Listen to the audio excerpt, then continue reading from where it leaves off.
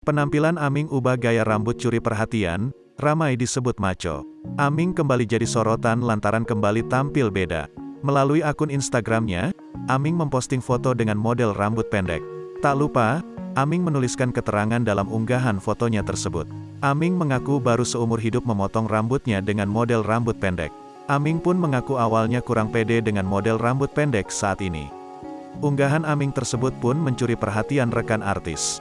Melihat unggahan Aming tersebut, musisi Maya Estianty pun memuji Aming kini tampil maco. Sebelumnya, artis Aming kenakan baju koko dan peci. Penampilan Aming kenakan baju koko dan peci terungkap dari unggahan di akun Instagramnya. Penampilan terkini, Aming pun banjir pujian dan doa dari rekan artis. Aming mengunggah foto terbarunya di Instagram dan menarik perhatian rekan artis seperti Baim Wong dan Audy Item. Penampilan terbaru Aming dengan baju koko dan peci membuat publik kaget.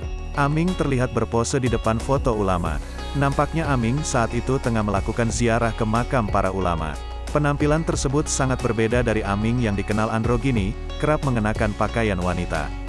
Dalam postingan yang diunggahnya, Aming terlihat kalem dan jauh dari kesan nyentriknya. Di keterangan foto itu, Aming menuliskan doa untuk dirinya agar bisa istiqomah dengan penampilannya saat ini.